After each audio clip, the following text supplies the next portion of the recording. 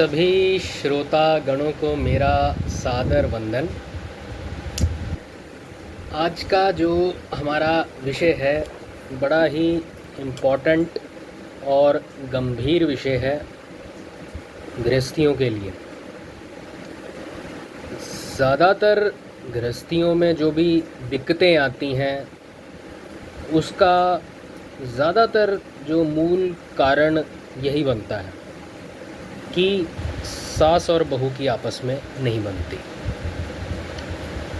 तो आज का जो हमारा विषय है वो है सास और बहू का आपस में व्यवहार कैसा होना चाहिए। ध्यान दीजिएगा, बताते हैं। सास का तो यही भाव होना चाहिए कि वह अपनी माँ, मतलब जो बहू है वो अपनी माँ को छोड़कर हमारे घर पर आई है, अपनी माँ को छोड़कर हमारे घर पर आई है और मेरे ही बेटे का अंग है। अर्धांगिनी हो गई ना उसके बेटे की, और मेरे ही बेटे का अंग है। अतः मेरा कोई भी व्यवहार ऐसा नहीं होना चाहिए जिसके कारण इसको अपनी माँ की याद आए। मतलब कि अगर ये अब मेरे बेटे का अंग है, मेरे बेटे की अर्धांगिनी बन गई है, तो मैं ही इसकी माँ हूँ। तो कोई मुझसे ऐसी कमी ना रह जाए कि इसे अपनी माँ की याद आए, अपनी माँ की कमी महसूस हो। उसे लगे नहीं, ये भी मेरी माँ ही है, मेरी माँ की कोई कमी नहीं हुई, मुझे माँ ही मिल गई, ऐसा महसूस होना चाहिए। तो ये एक सास का प्रयास रहना चाहिए मुख्य तौर पर। अब ये समझते हैं कि एक बहू के क्या कर्तव्य होते हैं सास के प्रति। बताते हैं, बहू का यही भाव होना चाहिए कि मेरा जो सुहाग है, जिससे मेरी शादी हुई है, जो मेरा सुहाग है, मेरा पति है, उसकी यह खास जननी है, वो इसको जन्म देने वाली है। मोस्टली क्या होता है, साइकोलॉजिकली बताते हैं कि जो स्त्री है ना, जो फीमेल है, उसकी एक अनकॉन्शियस नेचर होती है समाने की। क्योंकि जो स्त्री होती है गर्भधारण तो वही करती है ना, तो कुदरत ने उसे ऐसा बनाया समाने का, उसके वो अनकॉन्शियस में समाने की प्रवृत्ति रहती है। अब जब किसी लड़की की शादी होती है तो कॉन्शियसली ना सही, उसके अनकॉन्शियस में यही रहता है पति को एक तरह से समा लेने का, अपने में समा लेने का। उसका जो अनकॉन्शियस प्रेम कुछ इस प्रकार का होता है। परंतु ऐसा संभव तो नहीं है ना।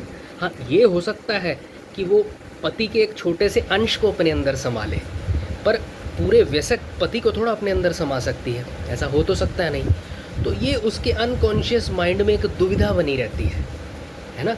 वो एक तरह से जब देखती है कि नहीं, ये सास की ओर जा रहा है, ये मेरा नहीं हो रहा, तो उसे एक जेलसी क्रिएट होती है, जो कि होना नहीं चाहिए। यहाँ पे समझदारी से अपने इस मन के उथल पुथल का समाधान करना चाहिए, है ना। तो अब ये समाधान कैसे किया जाए वही हमारे मनीषीगण हमें बताते हैं। जो मेरा सर्वस्व है, अब उसे सोचना चाहिए कि अब पति तो मेरा ही है ना, मेरा सर्वस्व तो यही है ना। वह इसी वृक्ष का फल है। अब वो पति आया कहाँ से? आया तो इसी माँ से है ना। अगर ये माँ ना होती तो वो पति भी उसे नहीं मिलना था। अतः इसका आदर होना चाहिए। तो कम से कम इतना तो है कि जिस वृक्ष से वो आया है, जिस माँ से उसका पति आया है, उस माँ का आदर तो होना चाहिए ना, कम से कम प्रतिष्ठा होनी चाहिए। जितना हो सके समाज में इसका मान सम्मान हो, मेरा उसमें पूरा योगदान रहे, ऐसा एक बहू का धर्म बनता है। कष्ट मैं भोगूं और सुख इसको मिले। अब अपने छोटे बच्चे के प्रति या अपने माँ बाप के प्रति हर किसी का यही भाव होता है ना कि मुझे तो दुख हो जाए, इसको ना कोई दुख हो। ठीक है, तो ऐसा ही एक बहू का अपनी सास के प्रति व्यवहार होना चाहिए कि नहीं, इसने मेरे पति को जन्म दिया, उसकी जननी है, पर आज ये बुजुर्ग है, तो इसे जितना इसके दुखों को मैं कम कर सकूं मेरा पूरा प्रयास रहना चाहिए, यहाँ तक कि मुझे दुख हो जाए इसको कोई दुख ना हो है। ये मेरे साथ चाहे जैसा व्यवहार करे, कड़वा व्यवहार करे, बर्ताव करे, वह मेरे हित के लिए ही है। अब हम कई बार कड़वी दवाई पीते हैं, अच्छी तो नहीं ना लगती, लेकिन उससे क्या होता है, हमारी सेहत में सुधार होता है। हमारे जो गुरुजन हैं, हमारे टीचर्स हैं, हमें डांटते भी हैं, फटकारते भी हैं, कई बार बुरा भला भी कहते हैं, पर हमारे भले के लिए। तो जो सास है ना, वो देखिए एक सिर्फ माँ नहीं है बहू को, बहू की एक तरह से एक गुरु भी है ना। तो बहू को इसी तरह से समझना है कि अगर वो मेरे को कुछ बुरा भला भी कह रही है तो मेरे भले के लिए कह रही है। हम महाराज प्रहलाद की कथा सुनते हैं, उनके जो पिता थे हिरण्यकशिपु, इतने बड़े दैत्य, उन्होंने कितने अत्याचार किए महाराज प्रहलाद पे, लेकिन कहीं भी महाराज प्रहलाद ने अपने पिता का अनादर किया नहीं किया। उनके जितने हुए कष्ट दिए हुए उनको भी सहर्ष स्वीकार किया, और यही कारण था कि भगवान श्री हरि ने पग पग पर महाराज प्रहलाद की साक्षात प्रकट होकर रक्षा की है। तो अगर हम अपनी पॉजिटिविटी बनाए रखें ना, अपना मन साफ रखें, तो दूसरा चाहे कितना बुरा भी अगर करे ना, तो हमारा कुछ कभी बुरा नहीं हो सकता। यह प्रत्यक्ष देखने में आता है कि मेरे बीमार होने पर सास जितनी सेवा करती है ना, उतनी सेवा दूसरा कोई कर ही नहीं सकता। अब जितना एक औरत को समझ सकती है, क्या आदमी कभी समझ सकता है?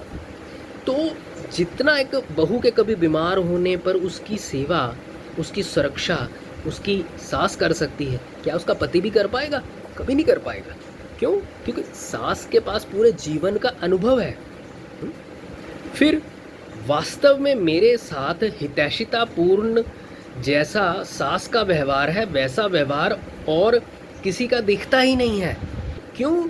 अब जो बहू है वो इस घर का हिस्सा है, और जो सास है वो इस घर की एक तरह से करता धरता है। तो जितना भला वो अपनी बहू का कर सकती, क्या कभी बाहर वाले कर सकते हैं? कभी कर ही नहीं सकते, और संभव भी नहीं है। इन्होंने मेरे को बहू रानी कहा है। अब जो सास होती है वो बहू को बहू रानी कहती है ना, क्यों? और अपना उत्तराधिकारी मेरे को ही दिया है, उत्तराधिकार मेरे को दिया है ना। अपना जो कैसे उत्तराधिकारी बनाना है सास ने, कि मेरे बाद इस घर की जो करता धरता है वो तू होगी, बहू रानी है।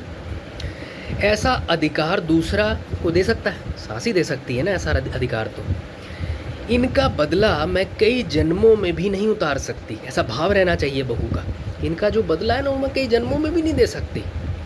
अतः मेरे द्वारा इनको किंचित मात्र भी किसी प्रकार का कष्ट ना हो। जो मेन बात याद रखने वाली है ना, कि मेरे द्वारा इनको कोई कष्ट ना हो कम से कम, ठीक है। इसी तरह अपने भाई बहनों से भी जेठ जेठानी, देवर देवरानी का आदर ज़्यादा करना चाहिए। जिस घर में गई है लड़की बहू, उस घर के जो बड़े भाई बहन हैं या छोटे भाई बहन हैं, उनका अपने भाई बहनों से भी ज़्यादा आदर सत्कार करना चाहिए। कैसे? जेठ जेठानी को माता पिता की तरह और देवर देवरानी को पुत्र पुत्री की तरह मानना चाहिए। अतः यही भाव रखना चाहिए कि इनको सुख कैसे हो, इनको सुख कैसे मिलो, बस उनके सुख की आशा करनी चाहिए। मैं केवल सेवा करने के लिए इनके घर आई हूँ। जो बहू का धर्म है ना, सेवा धर्म है, कि मैं इनके घर में भोग भोगने के लिए नहीं आई, सेवा करने के लिए आई हूँ। अगर ये भाव हो जाए ना, तो सारा कलह कलेश, सारी लड़ाई ही खत्म हो जाए। अतः मेरी छोटी से छोटी और बड़ी से बड़ी क्रिया केवल इनके हित के लिए, सुख आराम के लिए ही होनी चाहिए। मूल सेवा, मूल धर्म यही है। वैसे तो आप पूजा पाठ करते रहो, लेकिन अगर इस मूल धर्म का पालन ना किया तो आपके सब पूजा पाठ सब व्यर्थ हो जाएगा। मेरे साथ इनका कैसा व्यवहार है, इस तरफ मुझे ख्याल नहीं करना। अब ये कैसा बर्ताव कर रहे हैं, मोस्टली एक ह्यूमन टेंडेंसी होती है, दूसरा मेरे साथ ऐसा कर रहा है। कहते नहीं, अपनी पॉजिटिविटी बनाए रखो। अगर दूसरा नेगेटिव भी है आपके साथ, आप पॉजिटिव बने रहो, तो दूसरा आपकी हानि कभी नहीं कर पाएगा। अगर आप अपने आप में दृढ़ हो, आप अपने आप में पॉजिटिव हो। क्योंकि इनके कड़वे व्यवहार में भी मेरा हित है। अब वो पॉजिटिविटी कैसे बतानी है? अगर कड़वा व्यवहार भी हो रहा है तो समझो इसमें कोई ना कोई मेरा भला है, ऐसा आप मान लो, ऐसा भाव रखो, तो सारी प्रॉब्लम ही सॉल्व हो जाएगी। कम से कम आपका भला तो हो जाएगा ना, अगर आप पॉजिटिव रहते हो। तो आज के लिए इतना ही, फिर मिलेंगे। धन्यवाद।